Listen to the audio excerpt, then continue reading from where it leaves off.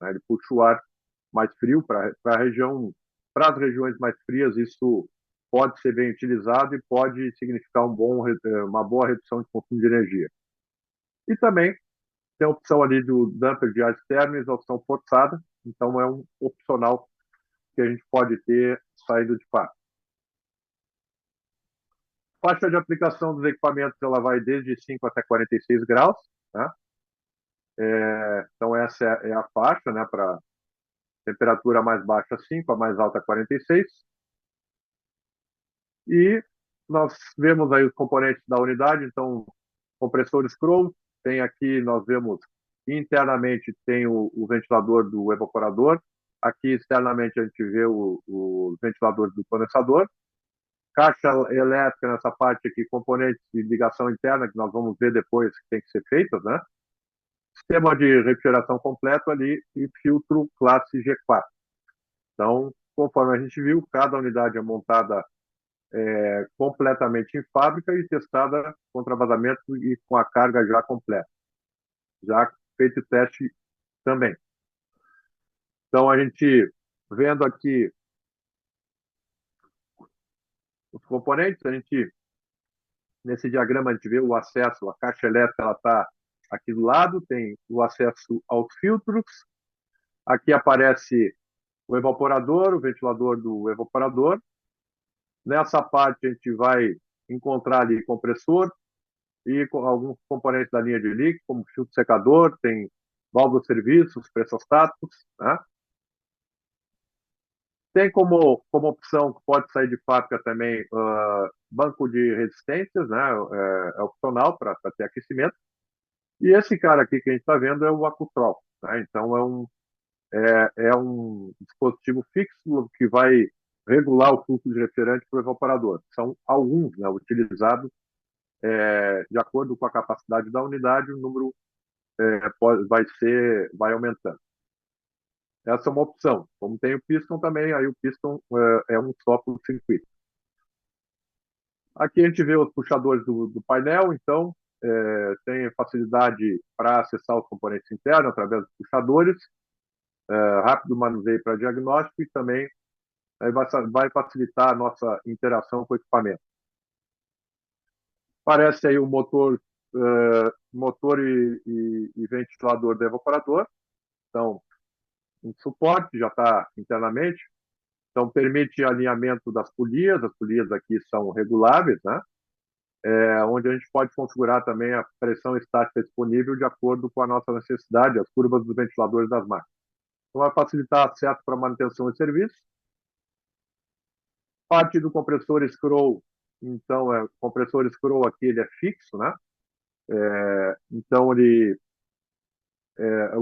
utilizamos aqui um para cada circuito, e ele tem aqui uma grade de proteção ao circuito frigorífico, a gente tira a grade e acessa, então, para manutenção e serviço. A parte, então, a gente vê aqui a parte do compressor, né, com pressostatos em geral, filtro secador, linha de líquido está aqui, tem válvula de serviço na sucção, descarga e linha de líquido, e tem também então, ponto para tomada de pressão, então, como eu mencionei, sucção, descarga e líquido, filtro secador, visor de líquido e tem, então, ali nos facilita o acesso ao nosso sistema de refrigeração da máquina.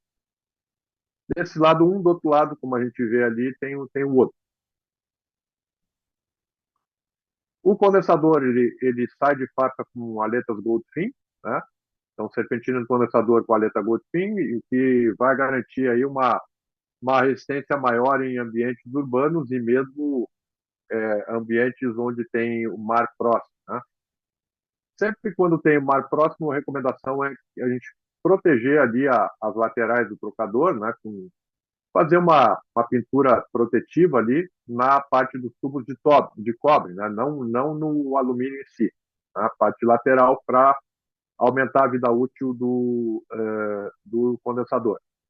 Então, essa aleta Goldfin, ela protege, então, e dá uma vida útil 3 vezes maior em ambiente corrosivo e é é uma aplicação adequada aí para locais costeiros, né?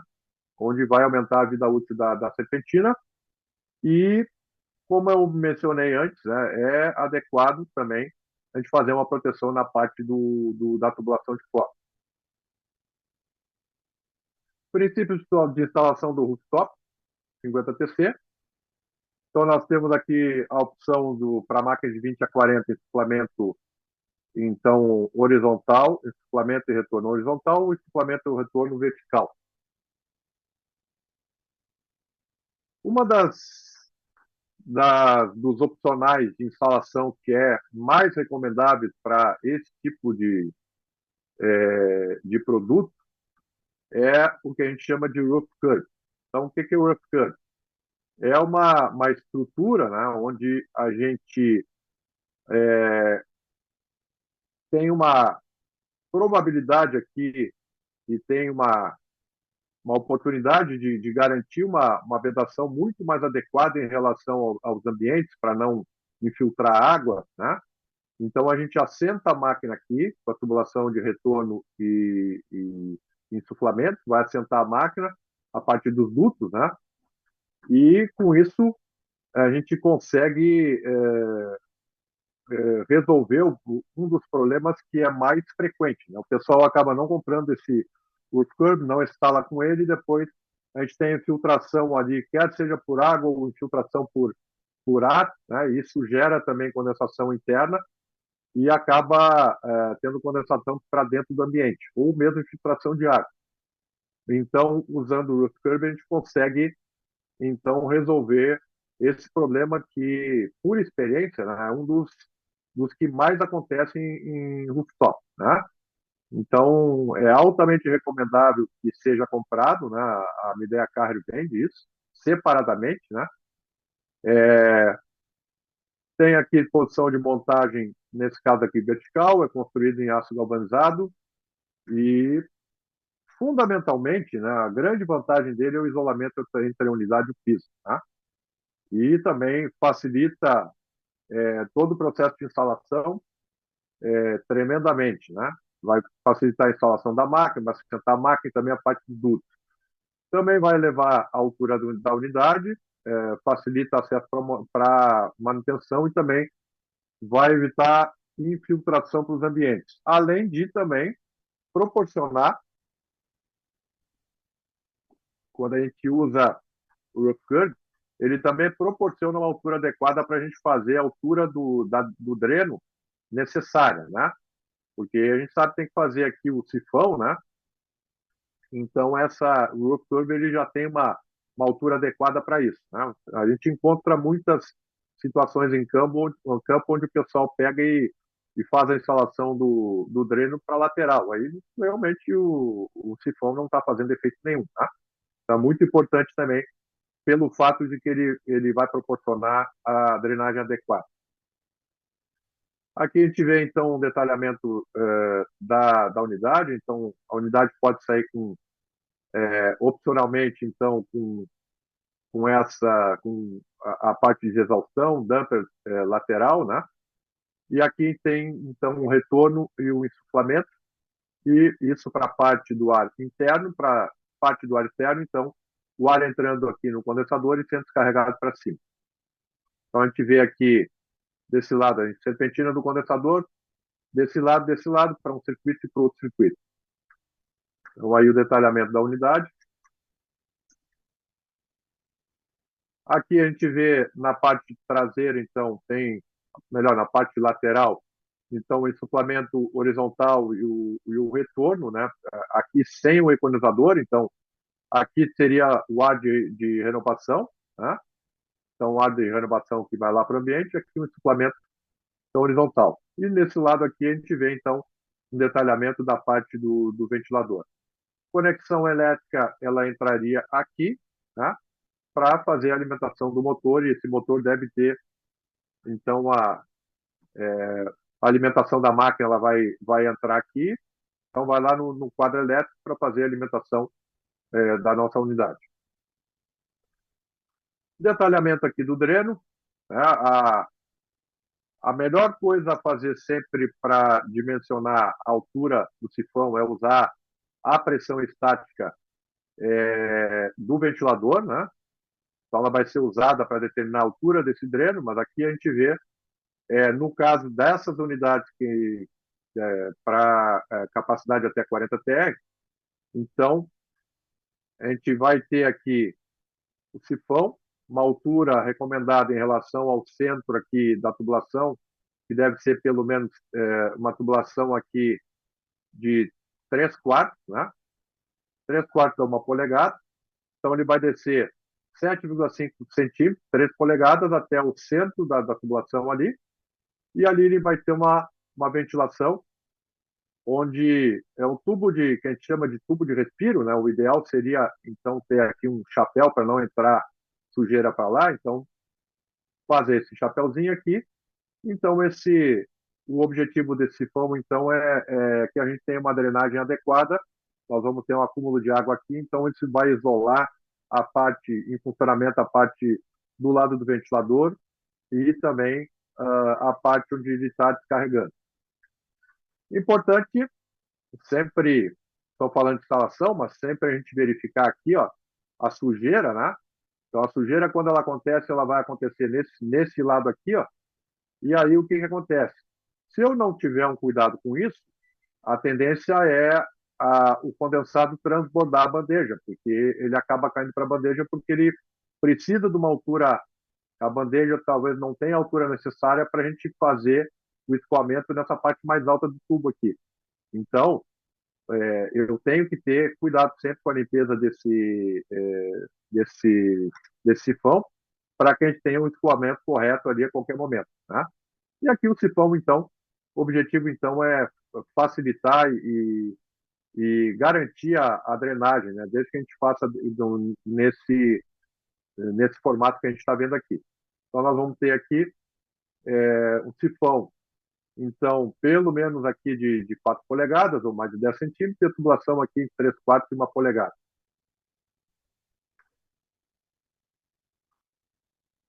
Vamos ver aqui rapidamente, então, a parte do quadro elétrico, então, principais componentes e funções, né, do 50TC. Aqui a gente vê o quadro.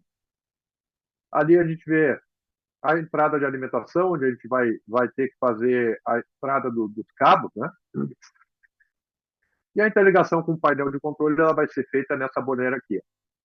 Então a gente vê o transformador de controle, a gente vê ali os contatores para fazer o acionamento ali dos compressores, também motor de ventilador, motor do condensador.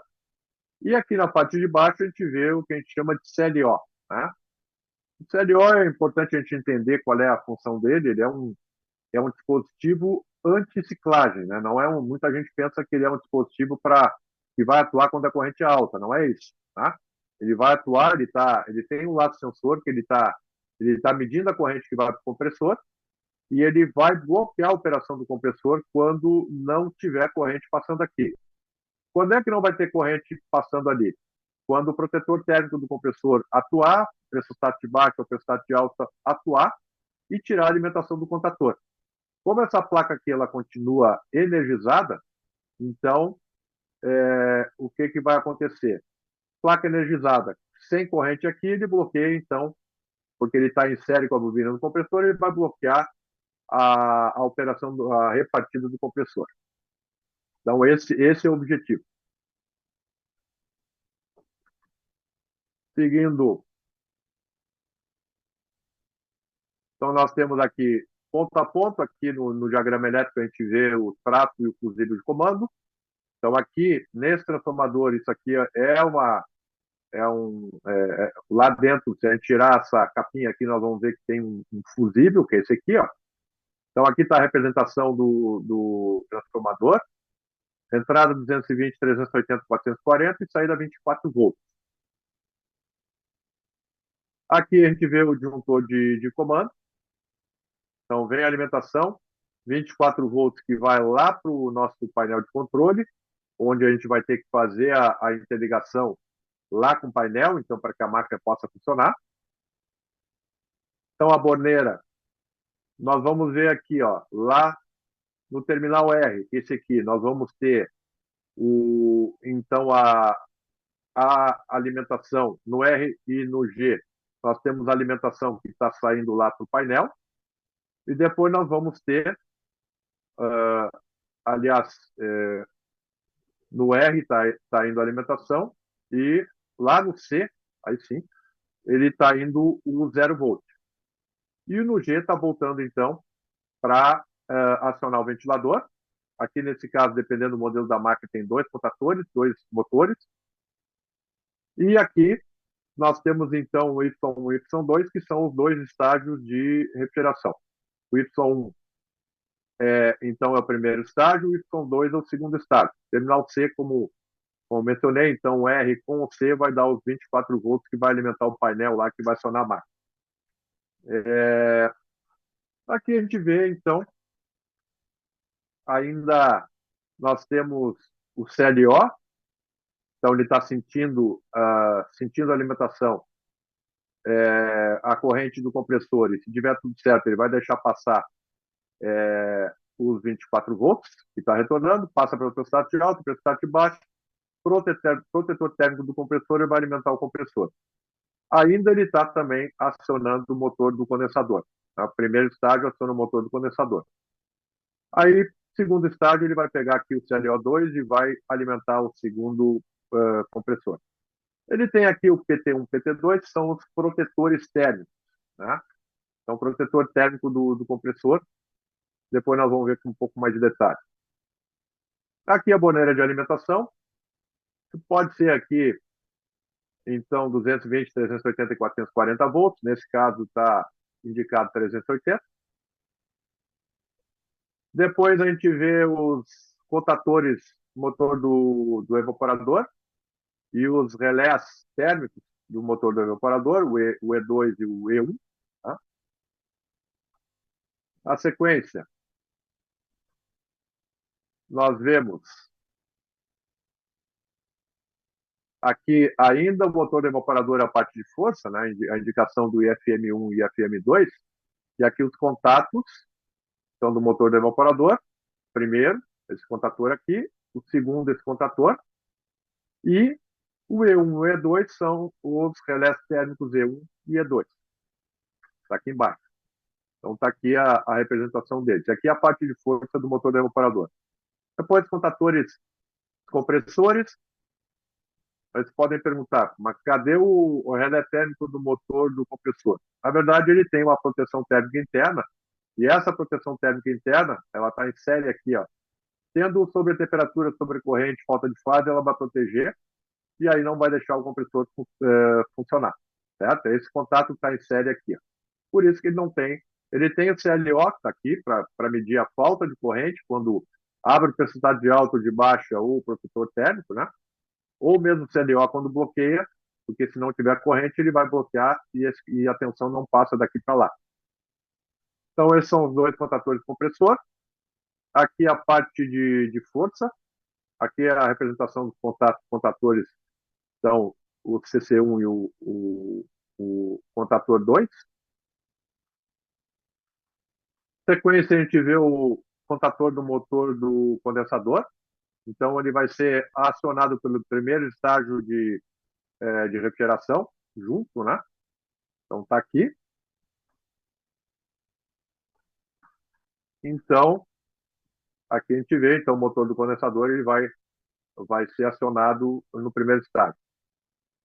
Na sequência, a gente vê aqui, então, para o motor do condensador, dependendo, aqui nós estamos vendo a máquina de maior capacidade, mas aqui a gente vê ó, o contator do motor do ventilador é um só, é esse aqui. Ó. Mas a gente vê aqui que nós temos uma série de capacitores, né? Então, esses capacitores aqui são, como os motores do condensador são monofásicos, os capacitores, a localização física dele aqui dentro da máquina, certo? Aqui a gente vê os capacitores. Depois do CLO, então o CLO é um dispositivo anti-ciclagem do compressor. Então ele vai, uma vez que abre o pressostato, a qualquer proteção do compressor aqui, ele vai desligar o contator, ele vai sentir pelo laço aqui que não tem corrente e vai bloquear então o compressor. Qual é a corrente nesse caso aqui? Entre 2 a 4 amperes é a corrente mínima que tem que passar por aqui. Se tiver um valor inferior, e normalmente quando abre aqui ele vai ser zero, então vai ter um bloqueio. Como é que eu faço para desbloquear aqui? Eu tenho que ir lá no meu painel, botar a máquina em ventilação e depois em refrigeração novamente. Eu tenho que tirar, eu tenho que realimentar o meu painel aqui, o meu CLO, para que ele permita a repartida do compressor.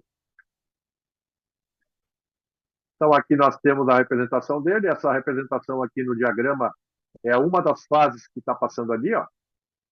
Esse cabo aqui, ó, e esse cabo. Aqui o contator a gente já viu, e esse aqui é a representação, então, do CLO. Então, aqui nós temos aqui com todas as letras, né, qual é a função do CLO.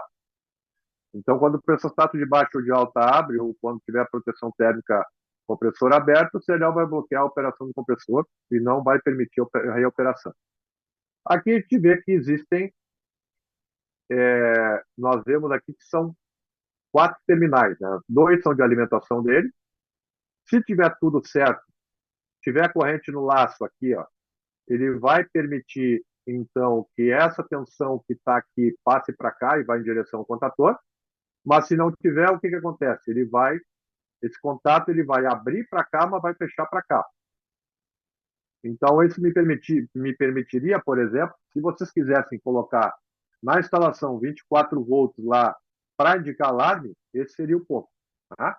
Porque daí vocês botam lá uma lâmpada de sinalização para cada compressor e ao tirar o compressor de operação porque faltou corrente, por proteção, ele vai gerar lá, então, uma saída 24 volts que pode ser usado para alarme tanto nesse terminal quanto nesse terminal aqui. Certo? Então, está aqui, ó, entrada de sinal aqui 24 volts normal, saída é normal, e aqui, caso não tenha corrente no laço, ele vai dar saída para cá, certo? E não vai ter aqui. Em direção ao compressor não vai ter tensão, em direção ao alarme sim vai ter os 24. Depois, pressostato de baixa, ele abre com 54 PSI, ou 370 kPa, e vai resetar com 117. O pressostato ele é de reset automático, mas isso não quer dizer que o compressor volte a trabalhar, porque nem o pressostato de alta nem o de baixa, quando ele tirou a alimentação do contator, faltou corrente, imediatamente o CLO já bloqueia, já não deixa funcionar, mesmo que o pressostato volte a fechar. O pressostato de alta abre com 650 PSI e volta a fechar com 420, ou 2.900 kPa. Aí a proteção térmica do compressor, aqui nas máquinas estão 50TC, 30 e 40, ele tem esse módulo aqui, compressor Emerson, é o que a gente chama o módulo ForceSense. Então, esse módulo aqui ele tem como objetivo proteção por sobretemperatura, sobrecorrente, falta de fase e também alta temperatura interna. Então, ele está aqui, o circuito dele, nesse caso aqui, alimentado com 24 volts, aqui a gente vê entre os terminais T1 e T2 dele é o circuito, e o contato de proteção, então, o PT, os terminais, então, M1 e M2. Então, se tiver qualquer coisa errada lá internamente, ele vai abrir o contato. Mas como é que o módulo sabe que tem coisa errada? Porque ele está sentindo lá, de acordo com a condição de corrente, temperatura, varia a resistência de um sensor interno dele.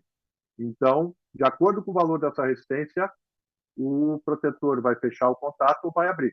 Né? Se ele tiver fora dos parâmetros normais de resistência, então ele vai abrir o contato e o compressor vai desligar.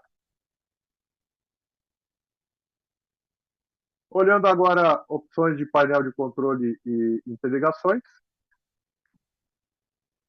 Então, nós temos aqui os kits termostatos, né, eletrônico aqui, que são utilizados. Então, nós temos o CKTM FR2A. Então, é o kit termostato eletrônico sem display, quente-frio para 2 estágios. Né?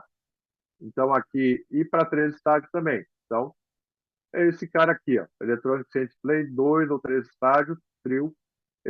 Então, ele vai, tem a opção de ligar, então, vai ligar ali ventilação, aquecimento, refrigeração, né?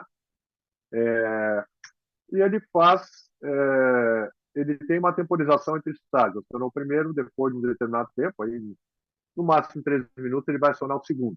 E também, quando ele desliga, ele tem um que a gente chama de time guard. Tá? O detalhe é que a gente está vendo a instalação de rooftop, mas esses painéis aqui, conforme eu tinha mencionado, não vale para o 40 RTD.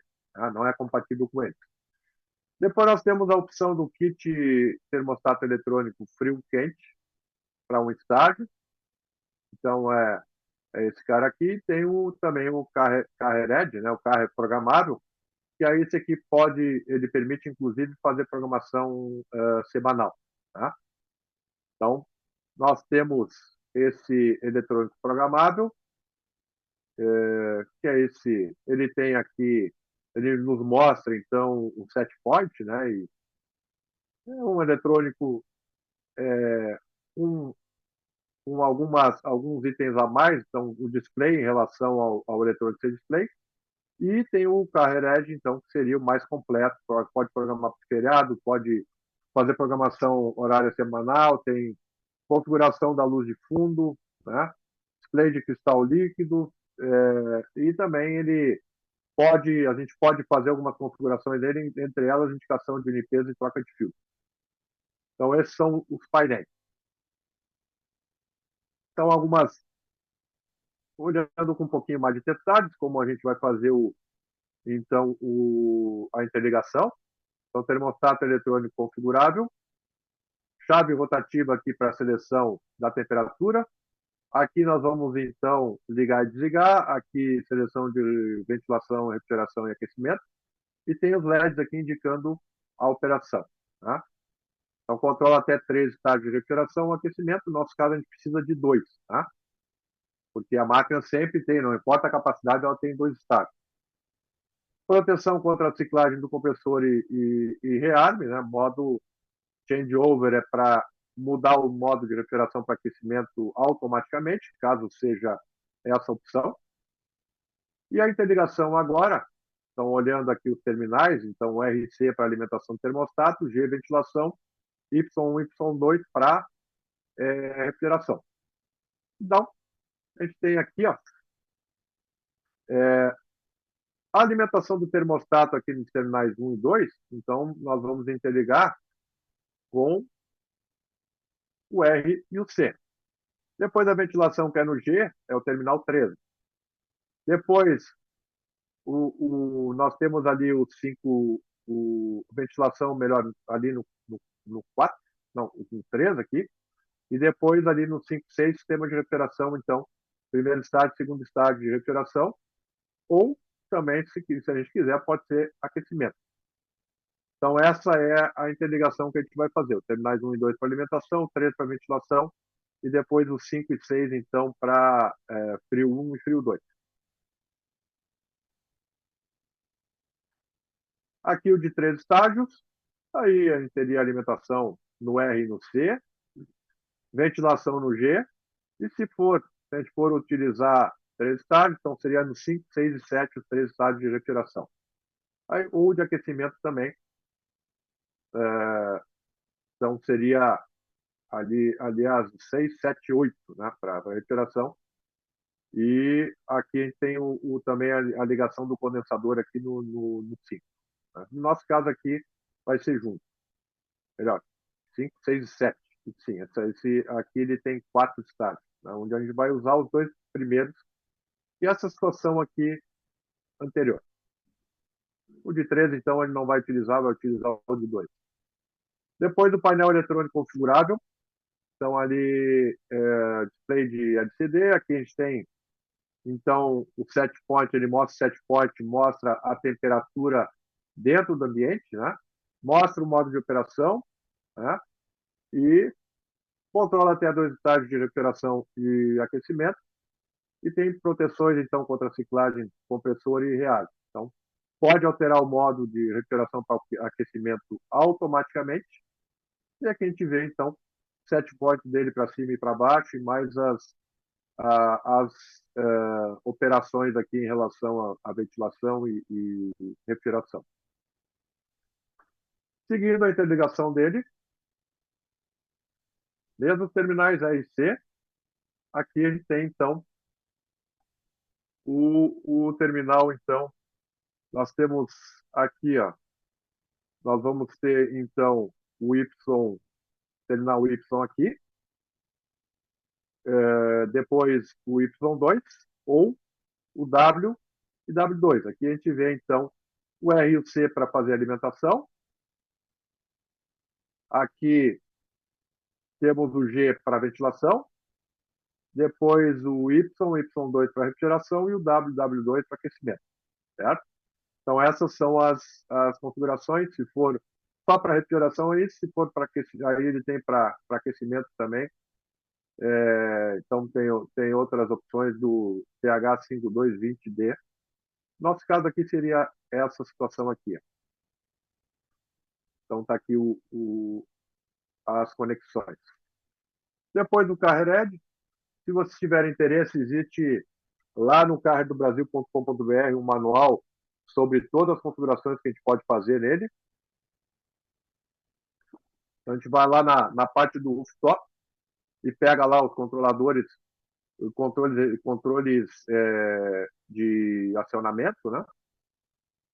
E ali vocês vão ter, então, podem baixar esses manuais. Então, esse cara aqui é um termostato eletrônico totalmente programável, né? Onde a gente pode fazer programação semanal e também de feriados, né? Ou de férias, feriados, né? Controla até 2 estágios de refrigeração e aquecimento, pode indicar, então, limpeza e troca de filtro. Display de LCD. Ele tem, então, eu posso configurar para ter lembrete de serviço, spray de temperatura externa, modo para refrigeração e para mudar entre refrigeração e aquecimento, entre outras funções. Depois, aqui a gente vê a interligação dele. Então, os terminais, então, eles vão aqui. Então, nós temos ali os terminais que a gente viu, o R e o C para alimentar o painel, depois o G para ventilação, Y, Y2, estágio único para refrigeração, e o Y1, então, para o segundo estágio. Então, muda o painel, mas os terminais ali, o que a gente tem que olhar no painel lá, o diagrama dele, ver qual é o de alimentação, todos eles são 24 volts, qual que sai para ventilação e os estágios, então, para refrigeração. E ali a gente vai fazer, então, a interligação. Lembrando, por isso que foi colocado aqui, ó. Então, RC, alimentação do painel. Então, nós temos aqui o RC, aqui é para cooling, né? E aqui heating, para aquecimento, né? Aqui refrigeração. RC, então, alimenta o painel, 24 volts. O G sai para ventilação. Y1, Y2 e Y1 para os 2 estágios de refrigeração. E para aquecimento WW1 ou OWW2B. Então, caso queiram utilizar aquecimento. Então, a gente viu ali o acesso aos componentes internos, painel elétrico, para a gente fazer toda a interligação, ela vai ser feita aqui. Né? E, claro, onde é que eu vou localizar esse painel? Né? Normalmente, onde ele está pegando o retorno do ar para o ambiente. Né? Ou vai botar aqui de maneira que ele pegue o retorno do ar que está vindo do ambiente, aqui dentro, internamente. Né? Então, ali que a gente vai fazer, nós vamos instalar de maneira que pegue o retorno do ar ou bota no próprio ambiente, né? Então, de maneira que ele possa refletir a temperatura do ambiente, né? No lugar mais adequado. O ideal seria sempre a gente pegar o retorno. Né? Então, aqui a gente tem acesso à caixa elétrica, acesso ali aos filtros, acesso à parte dos ventiladores, onde a gente vai poder fazer o ajuste aqui, ó, da polia para ajustar a pressão estática disponível e a vazão da máquina, né, de acordo com a curva do ventilador. E aqui o acesso à parte de compressores, condensador, como a gente viu antes. Seguindo. Então, seguindo aqui na sequência, aí vamos dar uma olhada a partir de agora, então, no rooftop então, 40RT. Né? Então, o rooftop 40RT, como ela é uma unidade, então, uma unidade evaporadora, né? A gente precisa da condensadora para poder fazer a instalação. O detalhe é que essa unidade ela foi desenvolvida para estar lá no telhado também, junto com a unidade condensadora. Então, é normal vocês terem elas lado a lado, né? Fazendo a instalação lado a lado das duas unidades. Ela tem, o gabinete dela já é próprio para estar lá no telhado. Então, vamos dar uma olhada aqui agora, então, no rooftop 40RT, então, a nomenclatura, e das unidades ali, ver também o que a gente consegue, quais as unidades que a gente conseguiria combinar. Bom, todos os painéis de controle que a gente viu até agora, né, esses não servem para o 40RTD, tá? Já vamos ver por quê.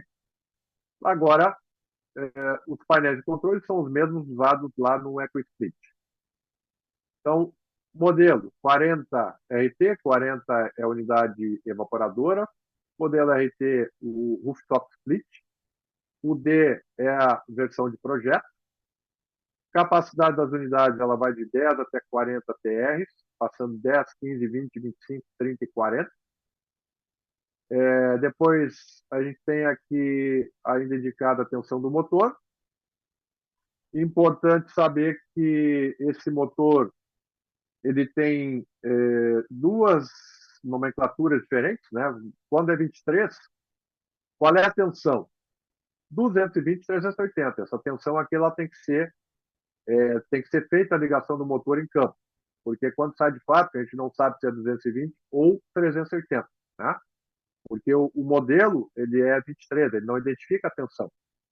O modelo A identificação 23 ela pode ser tanto para 220 quanto 380 e a ligação é feita em campo. Agora, em 440 volts, aí com certeza está ligado em 440 volts. Agora, quando é 23, a ligação tem que ser feita em campo. Frequência 60 Hz.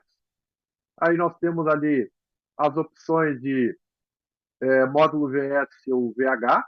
O VS é ventilação standard e o VH é o que a gente chama de alta pressão, ou seja, nós vamos ter então um ventilador que vai ter uma pressão estática disponível maior. Depois, número de circuitos frigoríficos. Aí agora, de acordo com a unidade interna e a capacidade dela, nós podemos ter um, dois ou três circuitos frigoríficos. Tá? Então, esse é o 40RT, essas são as opções. Depois nós vamos ver onde é que se encaixa cada modelo. Seguindo. Depois nós temos as unidades 38, ou o EcoSplit, né? Então, a gente tem a opção aqui, 38 modelo é unidade condensadora, o E, então, o EcoSplit, pode ser EX ou EV, né? Aqui na versão C é então, o EcoSplit, então é ventilador axial, soft frio e único circuito, embora cada unidade aqui tenha dois compressores, né? Tanto a EX quanto a EV. EV é a unidade, então, aqui nós temos, para o 40RTD, nós temos a opção do inverter, né? Usando a condensadora 38EV, mas já vamos ver quais são as regras, né? Só posso usar uma por sistema. Depois da revisão de projeto C, capacidade nominal da condensadora nessa opção versão C, 10, 15, 20 TRs.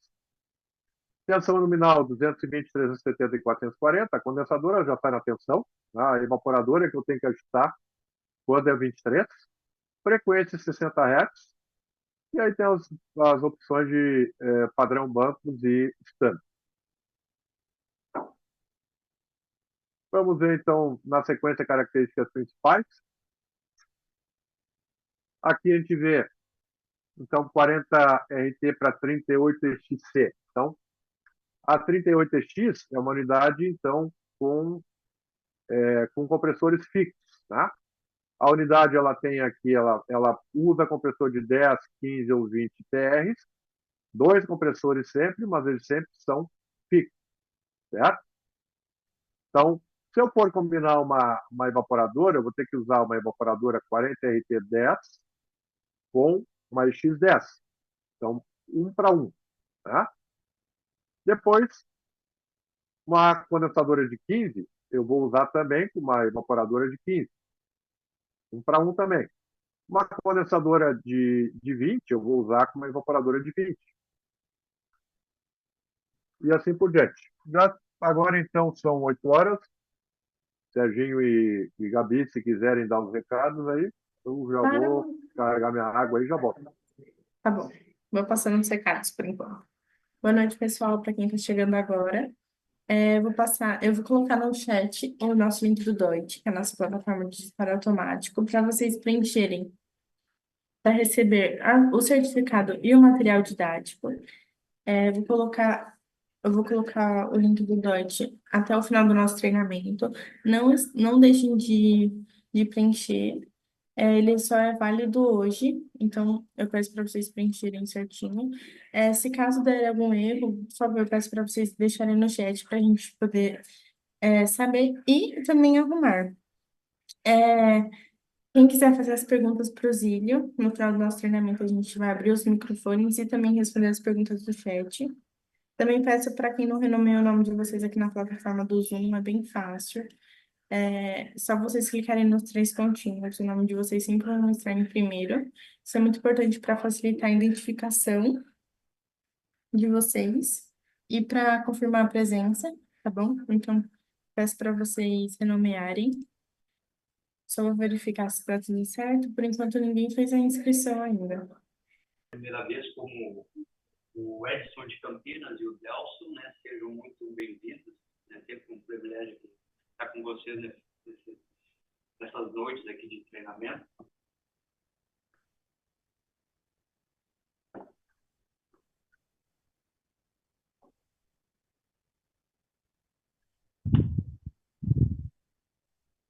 E dúvidas, como a Gabi falou, pode ir colocando no chat.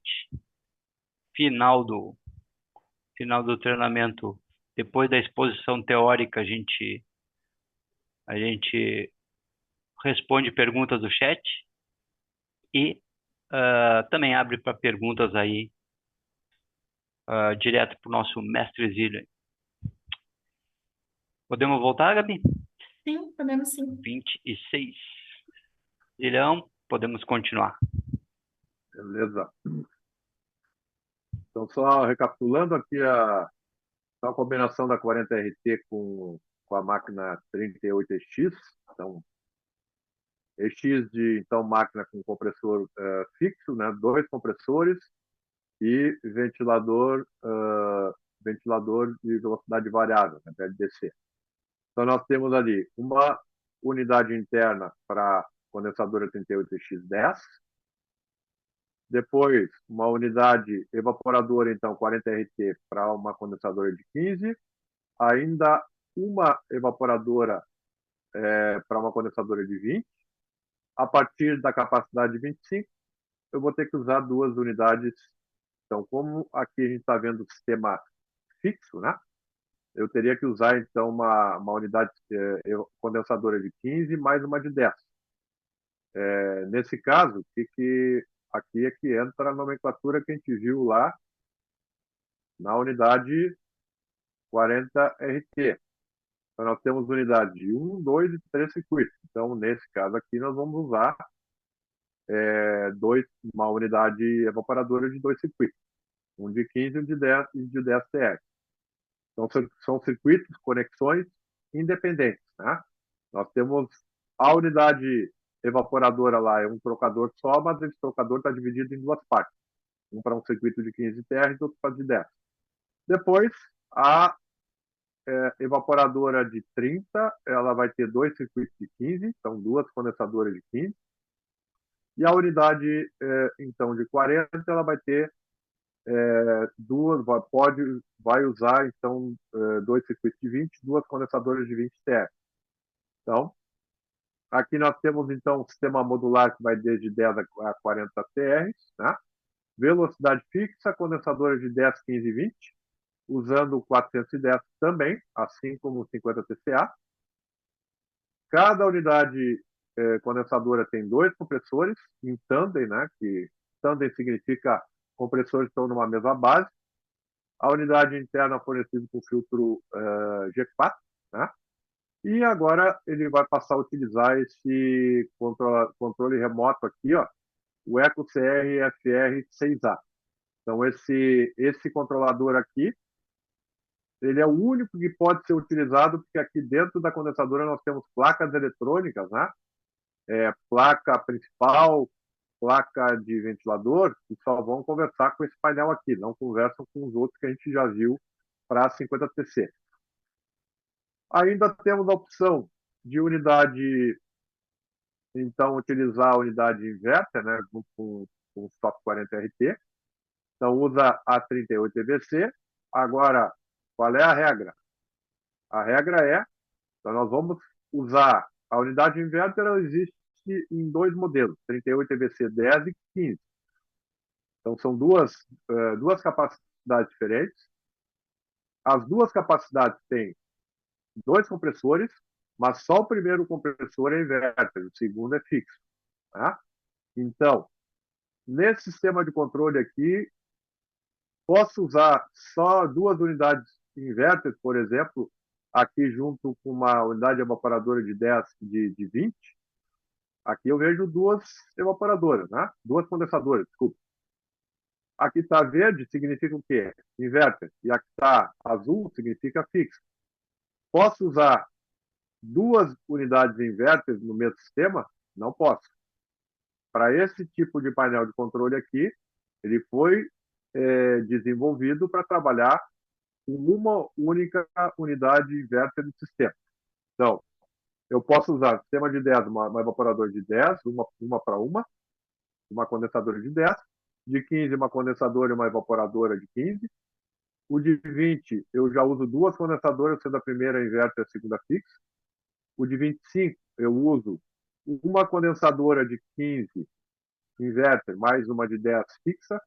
O de 30, eu uso uma condensadora de 15 inverter, mais uma condensadora de 15 fixa.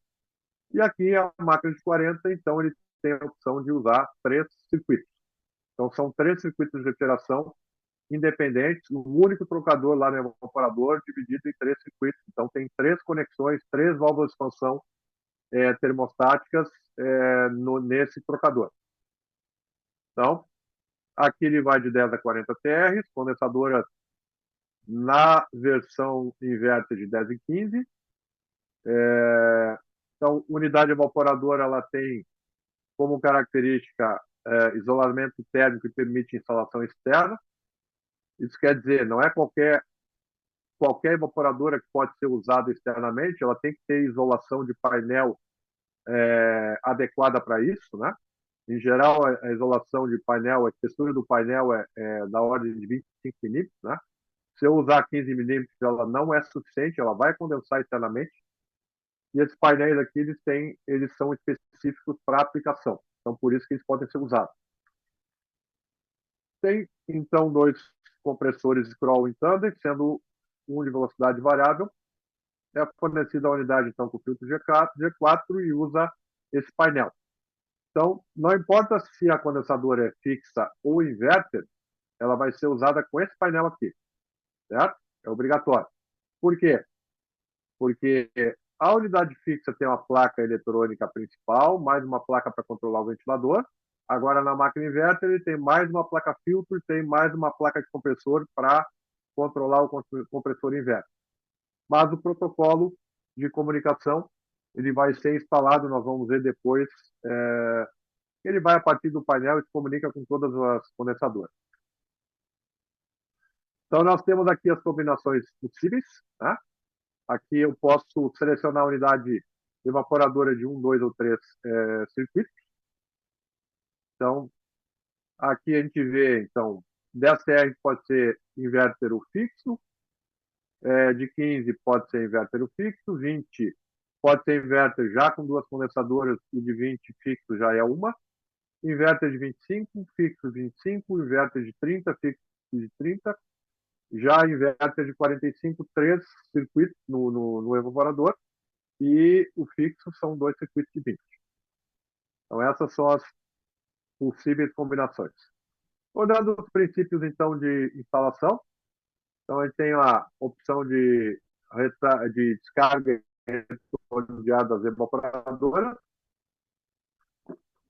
Então, nós temos aqui, então, a opção, tem a entrada aqui para renovação de área, temos a opção do ar, então, retornando na horizontal e descarregando também na horizontal. Nesse caso, o duto viria do ambiente, depois sairia para o ambiente. Ou, na vertical, como a gente vê, já vem direto pelo ambiente aqui, certo?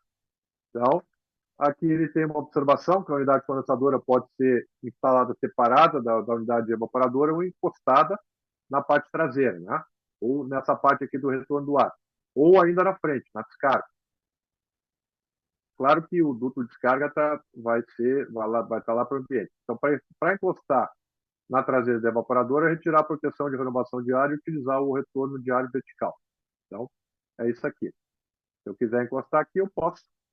Só que eu vou tirar essas conexões aqui. Então, ele vai ter aqui. E aí, de acordo com as tampas, então, nós vamos determinar ou para cá, ou na horizontal ou na vertical. Aqui a gente vê, então, os princípios. Aqui a gente vê o retorno de ar, então, vindo para a máquina, a descarga para lá. Aqui o dreno, né? E as tubulações de refrigerante que vão ter que ser feitas em campo. Então, o dreno, como a gente viu, a gente precisa ter uma altura, né? Uma altura da máquina em relação ao piso e proporcione uma altura correta para a gente fazer ali o sifão, certo? Espaço para a manutenção dessas unidades, então, deveria ter onde entra o retorno do ar pelo menos 50 centímetros. E aqui, então, para a manutenção também, 60 centímetros desse lado das tampas, onde a gente vai acessar os componentes, e do outro lado, então, 50 centímetros. 50 a 60 centímetros é o suficiente. Aqui a gente vê, então, a unidade instalação do rooftop split. A gente tem aqui a unidade, então, evaporadora num nível um pouquinho abaixo da condensadora, que está sob uma base, né? Então, vão ter que fazer as tubulações em campo, né? Como é o tipo de produto. Então, aí vamos ver o que se recomenda em relação a processo, né? Então, vocês vão encontrar para esse tipo de produto todos os detalhes de posicionamento da unidade, montagem, dreno, condensado, etc.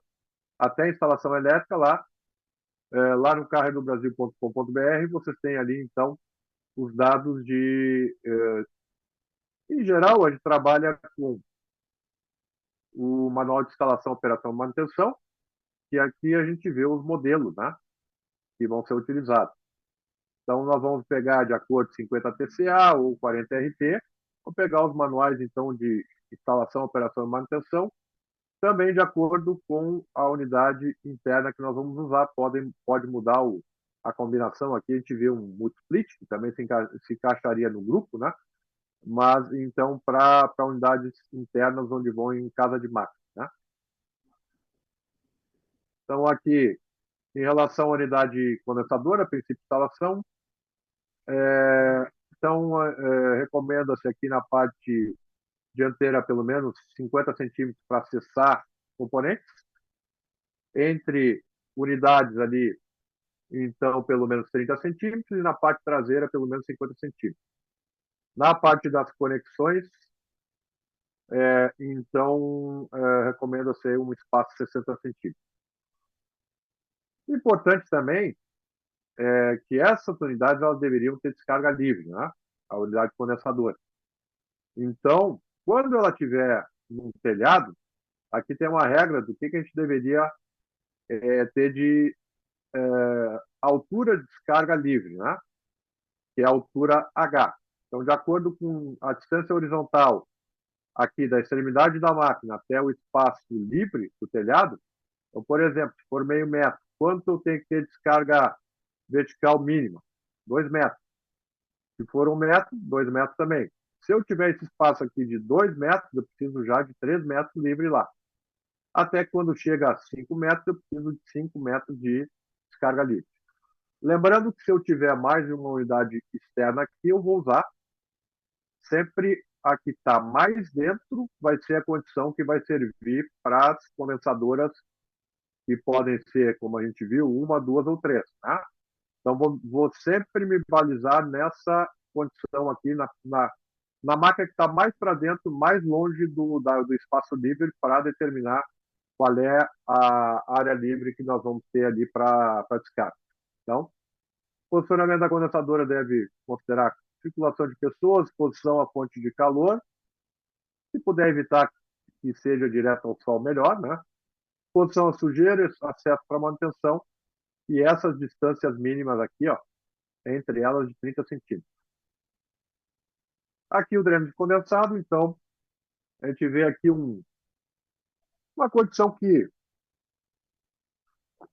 não é incomum a gente encontrar. O pessoal faz o sifão, em vez de ter o caimento conforme recomendação, né, para que efetivamente ele vá fazer o escoamento de condensado, ele bota para o lado. Aqui, claro que o que vai acontecer aqui não vai escoar, vai acabar tendo ali o transbordamento da bandeja, vai cair para fora da máquina. Tá? Então, utilizar o sifão então, para evitar que o ar entre na tubulação de dreno. E aqui a gente vai ver, se ele estiver corretamente instalado, nós temos aqui o ventilador funcionando, ele vai escoar, o sifão vai estar cheio, então ele vai escoar tranquilamente. Ventilador desligado, ele vai ter uma quantidade de água que vai se manter aqui, e quando o ventilador parte, vai acontecer isso aqui. E aí ele vai escoar normalmente. Agora, se eu botar um tubo reto lá, ele não vai ter, que nesse caso aqui, não vai ter escoamento adequado. Aqui a gente vê um cálculo de dreno, então considerando ali a pressão estática do ventilador. A pressão estática do ventilador aqui é 20 milímetros de coluna d'água, então ele vai determinar ali, ó, a altura a altura do dreno vai ser a pressão estática mais 25. Então, esse H aqui, ó, até o meio do tubo, essa altura vai ser 45 milímetros. Depois o X vai ser um pouquinho menor, porque ele é a altura H dividido por 2, então 22,5 milímetros. Então, isso aqui 45, aqui 22,5, já tem o diâmetro do tubo. Considerando tudo, daria uma altura de mais ou menos 9 centímetros no total. Certo? Então, esse é o cálculo. Tubulação aqui de 3/4, nesse caso. Então, a gente vê ali. Em relação à tubulação de refrigerante, agora a gente tem que pensar nisso, porque nós vamos ter, então, tubulações de interligação. Então, layout da tubulação, proteção contra a migração de líquido na parada. Então, qual é a nossa preocupação? É o compressor quando parar. Né? Então, como a evaporadora está acima, se eu levar um tubo reto para cá, esse refrigerante está na evaporadora, ele tende a ir lá e inundar o compressor quando ele estiver parado. Então, para que a gente faz esse sifão invertido? Justamente para que ele chegue até pelo menos a altura de cima do evaporador, ou acima disso, de preferência, né? Porque daí esse refrigerante ele vai ficar retido aqui e não vai sobrepor aqui. Se eu botar uma altura menor, o que vai acontecer? Essa coluna de refrigerante que tem aqui, ela vai sobrepor e vai para o compressor do mesmo jeito. Só que vai uma quantidade menor.